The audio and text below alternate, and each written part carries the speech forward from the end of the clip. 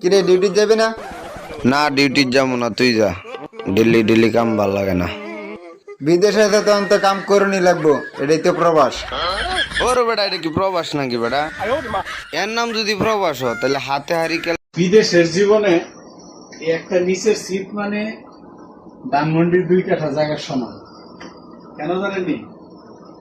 কার কাছে 2 কাঠা জায়গার সমান? এই উপরের বেটে যে থাকে তার কাছে। কিছু কিছু প্রবাসী ভাই আছে দেখবেন যে উপরের বেটে বয়স্ক লোক থাকলেও কোনো মায়া দেওয়া থাকে না, এ আজীবন উপরেই থাকে। আর ইয়াং বয়সের পোলাবান দেখবেন এসে এরকম নিচে ঘুমায়। আবার কি করব, এরকম টান দিয়ে লাগাই থুয়ে দেবো, এরকম টান দিয়ে লাগাই থুয়ে দেবো। যখন বাইরে যাবো এরকম করে লাগাই থুয়ে দেবো যাতে আর সিটে কেউ না বইতে পারে।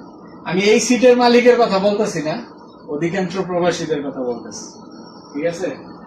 আর বিভিন্ন কোম্পানিতে দেখবেন যে নিচের সিট পাওয়ার জন্য একটা যুদ্ধ করতে হয়, কথা বুঝছেন? তো নিচের বেডে যারা থাকেন তারা উপরের বেডে যে থাকে তার প্রতি একটু সহায় হবেন, বসার জায়গা দিবেন, মাল সাবানো থোয়ার জায়গা দিবেন।